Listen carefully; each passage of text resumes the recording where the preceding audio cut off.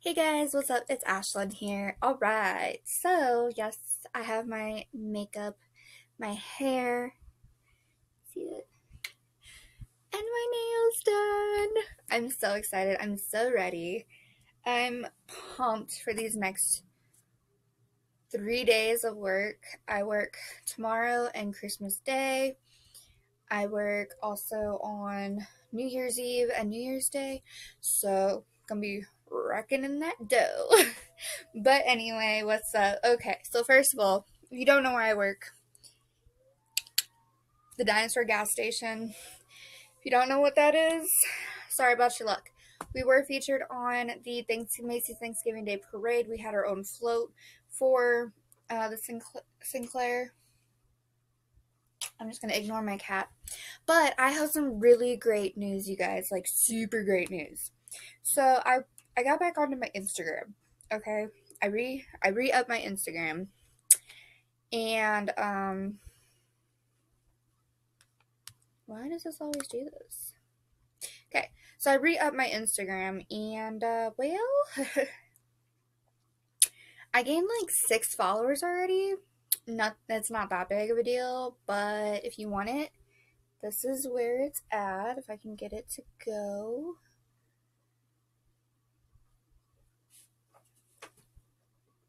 So there's my hashtags I use, my username, my posts, my followers I'm following, my YouTube's on there, my Twitter's on there, my Goodreads is on there, and if you guys saw the team member with Missy Desire, I got a collab deal and I am so excited for it. I am like unbelievably thankful that they gave me this opportunity. Honestly, you guys, you have no idea. But yeah, I haven't been on my Instagram since April 30th, and the first thing I posted was December 13th. And then just 2 days ago I posted, and I just posted recently, like, I have a bunch of pictures on my phone that are like throwback pictures to like when I was in my good times, and I'm getting in my good times again. But okay, so a little bit about Missy Desire. Okay, it is a shopping and retail. Um, I can't believe this. Let me go to their page. Okay, their store. They're an online store, and I have a discount code, you guys. This is the great thing. I have a discount code. So we'll just go ahead and do new arrivals just to give you a little show of what they have. Now, I'm getting better at my videos, I promise. But just to like name a few things, we have all of these super duper cute clothing items. They're kind of pricey, but like I said, I have a discount code, okay? And I actually just bought two tracksuit sets and a necklace. This is not the necklace. None of my stuff has come in yet. I just got the notification that it is on its way. But one super duper cool thing too is they gave me a 40% off discount just for becoming a team member. So, with that being said, my original total was $107. I know, it's pretty steep, pretty pricey. That's for 3 items though. And 2 of those items come with pants and a top. So, I put my discount code and my collab deal discount code in to collab with them to prove to them, you know, that I really want to do this and I'm really interested in their clothing. Like, I had to purchase something in order to prove to them that I want to do this. All right, and it's not a scam. I promise you, it is not a scam at all. I was so happy. So it says, hey, and my name. Thanks for getting back to us. We are super excited to hear back from you. We would love to collaborate. You would earn free clothing, get reposts on our pages and in stories, and feature on our website. Your followers will grow rapidly when we start reposting you. All you have to do is promote a unique discount code. Every time your unique 20% discount code gets used by your followers, you'll get any item from our store of your choice for free. So you guys, they have some super cute things on their store, and I wasn't really one for like crop toppy type stuff, but I'm getting better at things. Like, my body is starting to get a lot nicer looking, in my personal humble opinion. Like, I was totally just rocking out in my bralette and a pair of super high-waisted jeans that I bought, and they're actually skinny leg jeans. They are super cute. They're super distressed. They're amazing though. And if you want to see those, they are going to be on my Instagram. And again, my Instagram is Crazy Harley. So yeah. So I had to send her my order number to show what my order number was. Okay, just to, get the collab deal. She's like, thank you for confirming your order number. Our relationship just became official. Welcome to the team. Let's make a 20% discount code of your own setup. What would you like it to be? That's right. You'll be making up your own discount code. Anything unique is fine. So I'm going to put it down in the description below. But my discount code is CATMOM20 because you get 20% off when you use my discount code. Now, I may choose somebody once a month to sit there and send an item to them that they helped me pick out, like be able to get for free from the store because of using my discount code. I might just send you a free item of your choosing, and I will do like a random name generator or something. So there's lots of fun things coming soon, you guys. Like, there's a monthly package that I get now from them, from Missy Desire, and that's, oh gosh, I'm so excited, you guys. You have no idea how excited I truly am. I will put, like, the, link down below for Missy Desire as well, because I gotta, help represent them. They are national. When I first went on the site, it said that I had to convert from pounds to US dollars, which is not a problem at all. The collab manager is Ella, and she's super awesome. She's the one that's been talking to me and things like that. I am followed by Missy Desire, okay? And Missy Desire is MissEedesire. So it's Miss EE Desire. It's so cool, you guys. Like, you will absolutely love it. I love it. I was so shocked. And like, just like general idea of like clothing, and these are like real people, you guys. These are not models. These are real people. If I can do it. Oh my gosh, it won't let me. There it goes. Yeah, these are real people posting in these clothing items, and I'm super stoked. I'm so excited. I'm super stoked. I got this amazing, okay, so tie-dye's back in, okay? Tie-dye's back in. Go figure. So I bought myself a tie-dye tracksuit. It's a long sleeve shirt and the sweatpant bottoms, so I'm really excited for that. And then I found these really cool pair of tie-dye shoes at Famous Footwear, and I'm totally gonna purchase them because it would be like a whole tie-dye outfit. And then I also found a tie-dye headband type wrap thing, so I'm gonna do that too. And I also found a tie-dye mask, so I'm gonna be totally tie-dyed out one of these days, and it's gonna be freaking fantastic. But anyway, let me catch my breath, and I will see you shortly. Make sure you grab your Follow Me Back by A.V. Geiger. And that actually totally worked out perfectly because you guys should really follow me on Instagram. Help me get that fan base up. I mean, I have 900 subscribers on here, and I'm so grateful and thankful for all of you that subscribe to my channel. I'm sorry if I don't put a bunch of content out, but let me catch my breath, and we'll get started. Oh, FYI, coming soon is going to be a new camera setup and possible editing on my videos. Stay tuned. Alright guys, hey, hello, what's up? Okay, so we should be on page 143, like I said.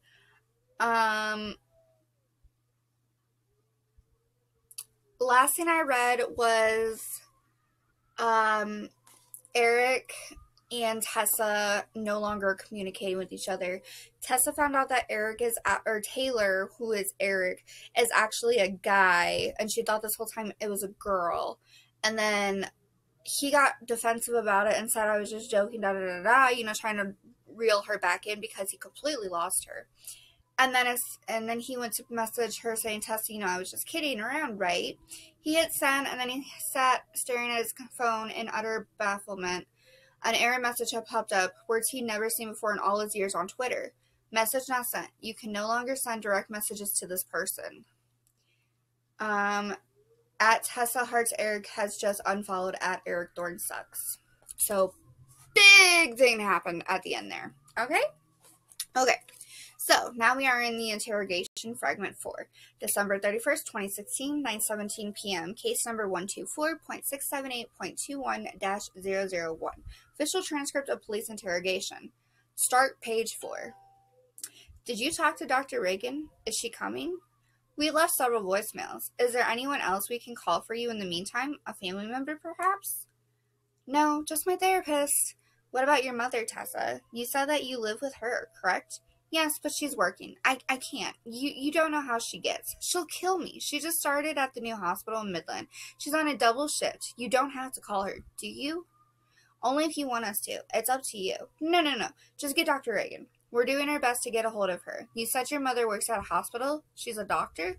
No, a phlebotomist. She takes blood. She just takes blood from people, when they need blood tests and stuff. I see. Why? She doesn't know about tonight. I didn't want to tell her. Why was that? She wouldn't approve. She thinks anyone who so much as watches MTV is a Satan worshiper. She's going to find out now, isn't she? Oh God, she's going to kill me. I really, really need my therapist. Okay, Tessa, we're working on it. In the meantime, can we go back to the Twitter activity we've been discussing? In particular, the direct messages you exchanged on September 16th. Now, it looks like there's a gap starting that afternoon. Do you happen to recollect that date? Yes. Can you explain to me what happened? I blocked him. I was weirded out. I see. And why exactly were you weirded out, as you put it? You saw. You just read it. I'd like to have you explain in your own words, if you don't mind. Let me remind you that this interview is being recorded. Well, I freaked because I thought he was a girl. I had a mental picture of the person I was talking to, and it was definitely not a him. I felt like he misled me, like he'd been flirting with me all that time, and I didn't even realize. It was very unsettling.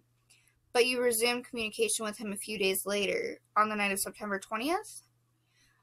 I know, I should have followed my instincts. Tessa, what led you to resume communication? Stupidity? Is that not a good enough reason? Were you aware that he'd been tweeting at you? We have record of a number of public tweets originating from the account at Eric Thorne Sucks, dated from September 16th to September 20th. There were a total of 13 tweets by my count, all tagging the username at Tessa Hearts Eric. Does that sound about right, Tessa? I don't know. He was blocked. You had him blocked over that entire period? Yes. And yet, on September 20th at approximately 11:31 p.m., you replied to one of his tweets? I can't believe I did that. Tessa, can you confirm for me that you tweeted on September 20th at 11:31 p.m., and I quote, at Eric Thorne Sucks, thanks for ruining my life? I never should have unblocked him. Can you confirm it for the record, Tessa? What? Yes, I tweeted that. And what exactly did you mean? That's hilarious, actually. Come to think of it. Thanks for ruining my life. Tessa, you mean you were joking when you said that? No, I wasn't joking. I just mean I didn't even know the half of it. I had no idea how true that would turn out to be. Chapter 14. Trigger. A clammy hand clapped her on the shoulder, and Tessa turned her head. The room was hot, the air heavy with the sweat of undulating bodies pressing in on her from all sides. She twisted around, scanning for any sign of her friends. She must have lost them in the crowd. Hey, what's your name? Sorry, what? It's really loud in here. She spun around again, searching for the nearest door. Fingers grazed against the bare skin of her arm. They left a trail of goosebumps despite the heat. She shrugged her shoulder to shake the hand away, and she went up on her tiptoes, searching. There, she saw the neon red of the exit sign. A group of familiar faces stood beneath. Tessa held her arms in front of her chest as she pushed her way through the crowd. She didn't stop to look for the source of the unseen voice that called after her. Wait, are you here for the program? Your creative writing, right? Tessa jolted awake. She blinked rapidly to chase away the half-remembered fragments of her dream. In an instant, she felt the familiar chokehold of anxiety squeezing around her neck. She reached toward her bedside table. She needed to swallow 2 of the little pills before the full-blown panic attack overtook her. Her fingers closed around the pill bottle, but she froze with her arms suspended in midair. Some instinct had alerted her to another person's presence in the room. She darted a glance in the direction of the doorway and saw the shadow of a human form. Male or female? She couldn't tell. She didn't dare turn to look. Instead, she let her arm drop lifelessly beside her, praying it would look like she had reached out in her sleep. Get up. I know you're awake. The crushing panic evaporated then, gone, or not exactly gone, but replaced by something even stronger, searing anger. It was him, she realized, here, in her room, watching her sleep. How many times did she have to tell him? Tessa sat up with a jerk and turned to face her boyfriend. What are you doing here, Scott? He glared back at her from the foot of the bed. Nice to see you, too. You asshole. You just scared the crap out of me. Do you understand that? Do you see these pills? She waved the bottle of anxiety meds in his direction. I'm not kidding around. I have a phobia, a diagnosed medical condition. You can't just come into my room. It's not okay. Oh, I'm sorry. I forgot. You don't like waking up and realizing someone's creeping around behind your back. Is that it? Yes. That's interesting, Tess. I know the feeling. It was only then that she noticed what he was holding in his hand. Her cell phone. He held it up and turned the screen around for her to see. She recognized the photo she'd chosen for her lock screen. Eric Lord, making out with himself in a mirror. Classy, Tessa. Had Scott been looking at her phone? Her camera roll? How much had he seen? Give it to me. She reached out to grab it from his hands, but he backpedaled. No, I think I might hang on to this a little longer. You have no right. What? To snoop around your cell phone? You're right. I probably don't. But then again, I didn't actually expect to find anything. He stood rigid as a statue, but the silent venom in his stare made Tessa shrink away. She inched backward toward the far corner of her bed. Scott, it's nothing. It's a celebrity crush. Lots of people have them. You think I care about this loser? Honestly, if you think I'm pissed because you like to diddle yourself to Zac Efron here, that's Eric Thorne. Wow, Tessa, way to miss the point. He let out a harsh laugh. Here, you want your precious phone back? He hurled it in her direction, not quite close enough to hit her, but with enough force to make her flinch. It smacked against the wall behind her head, and she scampered off the bed to pick it up. Did you break it? I need that. Yeah, I know exactly what you need it for. His eyes narrowed into slits. Little Miss Innocent over here won't go past third base after 2 whole years of dating. She didn't answer, too concerned with checking if her screen had cracked. I saw everything, Tessa. What are you talking about? She looked up at him, bewildered. My camera roll? My iTunes? Scott shook his head, his lip curling in an ugly smirk. His face had turned beet red. She expected him to yell, but his voice came out in a rumble, low and menacing. I can't believe I'm killing myself playing the dutiful boyfriend over here, and the whole time you're on Twitter, sexing it up with some dickhole. Sexting? Don't play ignorant with me. I read your message thread. I heard that selfie you tweeted was pretty smoking hot. Tessa took a hasty step in his direction, holding out her hands. Scott, that wasn't... Did you even look at the picture? Do I need to? Scott, it was a joke. And anyway, I blocked him. I didn't even realize Taylor was a guy. He cocked his head. You thought a girl was tweeting you to take your clothes off? Yes. Tessa's mind raced, her heart pounding like a jackhammer, as she recalled the incriminating details of that final conversation. Take it all off, baby. Come on, tweet a nude.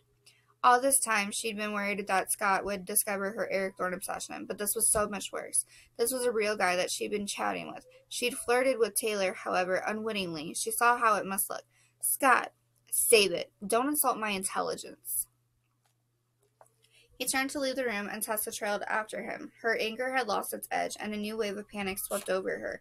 She had to undo the damage somehow, make Scott understand. She followed him as far as she dared, halting just across the threshold of her bedroom door. For a moment, he paused at the top of the steps with one foot hovering over the edge. Scott, I'm sorry. Please come back. I can explain everything. He didn't even look at her. I'm out, he said. Wait, don't go yet. You know I can't follow you down there. Good. Don't follow me, Tessa. Don't call, don't text, don't talk to me at all. I hope you and your phone have a nice time together. I got the message loud and clear. Oof. That's rough, you guys. That's really rough. Ooh, I feel so bad. Okay, if you want to take a drink break, go right ahead. I have a message to answer.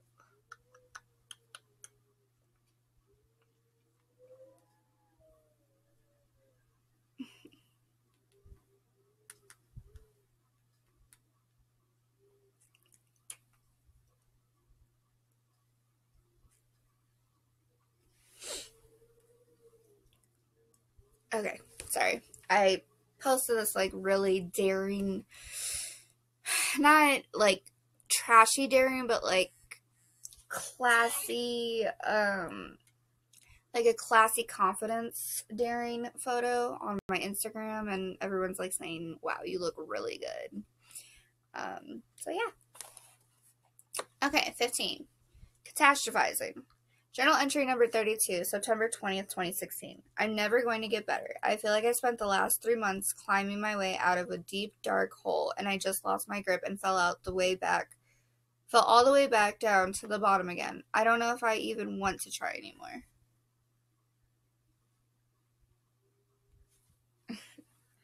Tessa's vision swam as she tried to focus on the handwritten words in her thought journal. She sat listlessly in her beanbag chair, dressed in a pair of rumpled pajamas.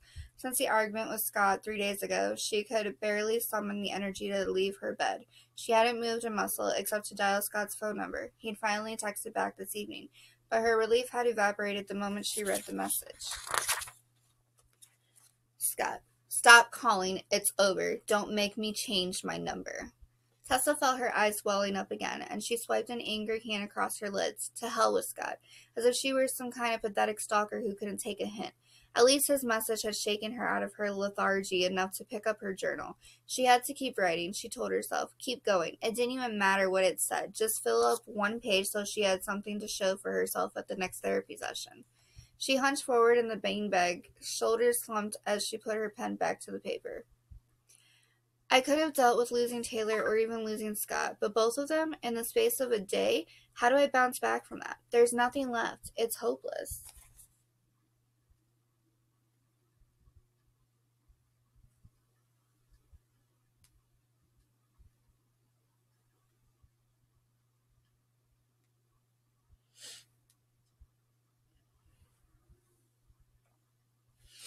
Anyway, sorry. I'm so sorry, guys. I'm like so...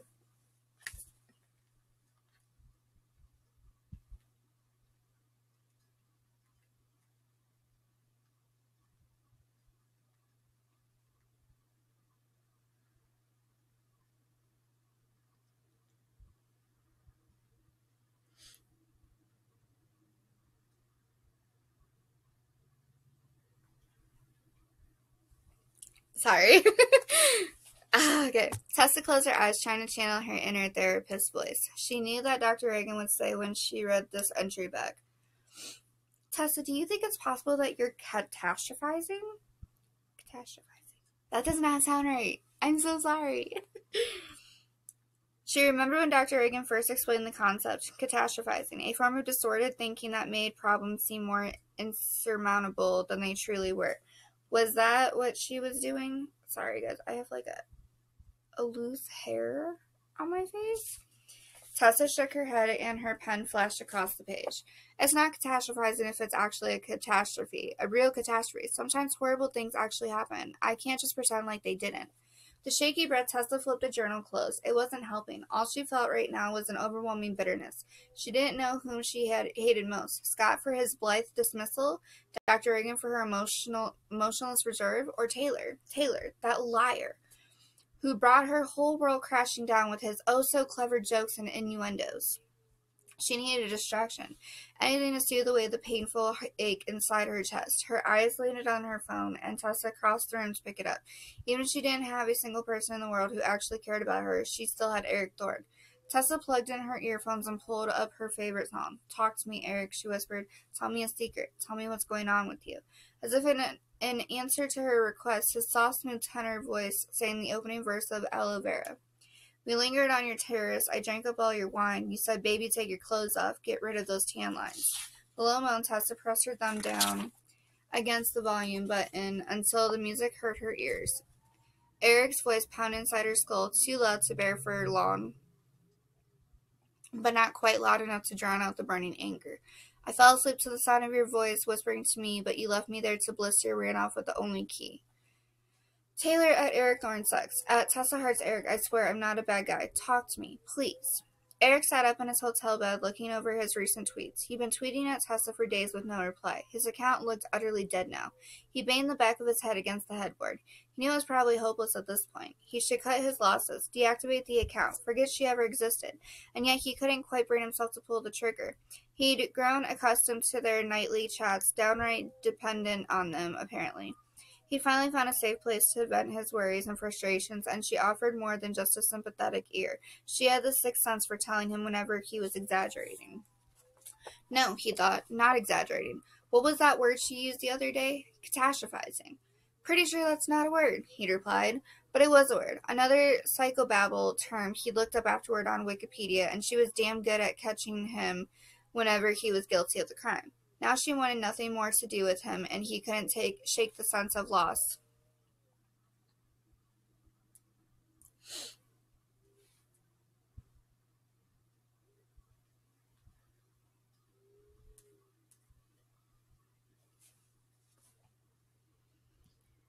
Ooh.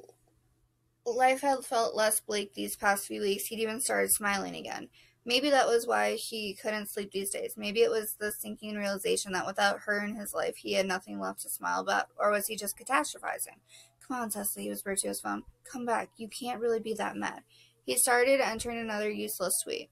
Taylor at Eric Thorne Sex. At Tessa Hearts Eric. I can't sleep. I miss talking to you.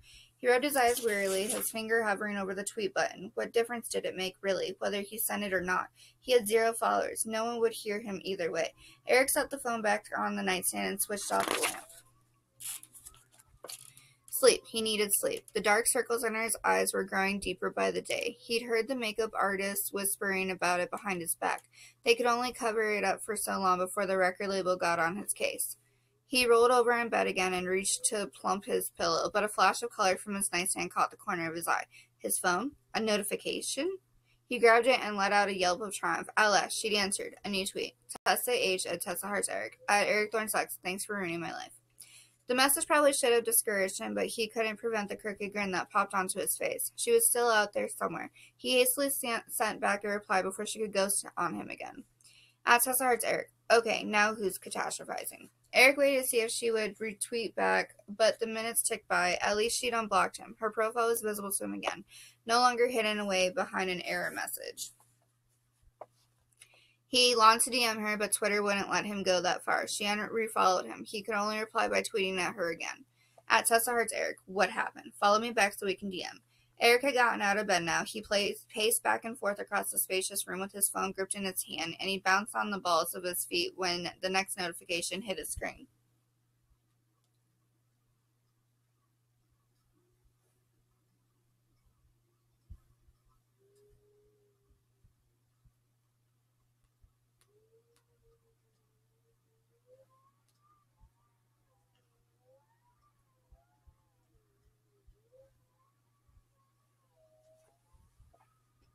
Tessa H. followed.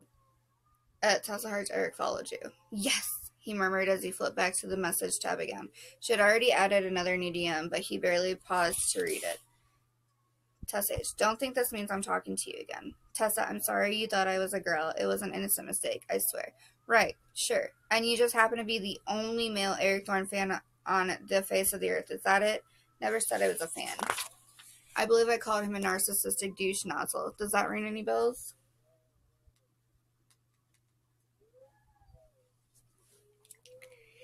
And you know all his songs by heart because why exactly? It's complicated. In other words, you're full of shit. No, in other words, it's going to take me more than 140 characters to explain. Take a breath, please. Eric sat down on the edge of the bed. The truth was she had a point. He'd seen the demographics from his recent album sales, and males didn't even make up 1%. Not that he needed a pie chart to tell him that. All he had to do was look out over the crowds of screaming girls at his concerts. Eric scrunched his mouth to the side as he cast about for some kind of believable explanation.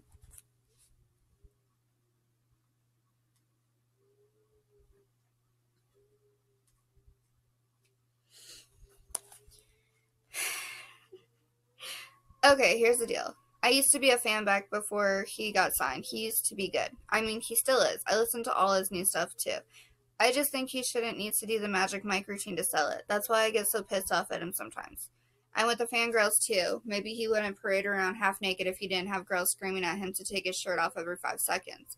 There, he hadn't technically lied, had he? He really was his own biggest fan, back before he got his record deal. He'd started out as nothing more than a kid with a guitar and an unshakable belief in his own heart, or in his own talent.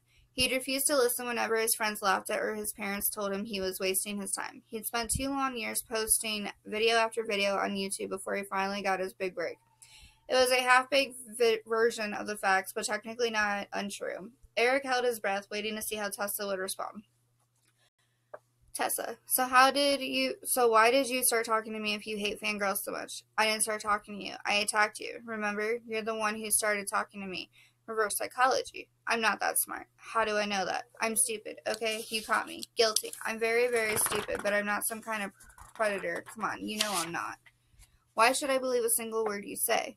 I don't know, Tessa. What reason would I possibly have to lie? Eric covered his face with his hand, reading the words between his fingers. Why did he feel like a total creeper right now? It wasn't like he could tell Tessa the whole truth anyway. How would that conversation go? Surprise, I'm actually Eric Thorne, and this is my secret second profile. She'd write him off as a compulsive liar and unfollow him once and for all. He hadn't done anything wrong, he told himself. It was a little white lie at most.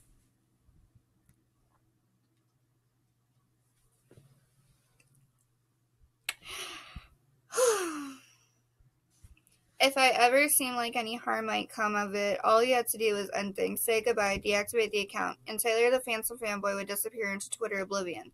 Somewhere in the back of his mind, Eric knew that he probably should have deactivated already. He'd been on the receiving end of his share of little white lies. He knew they had a nasty way of changing colors.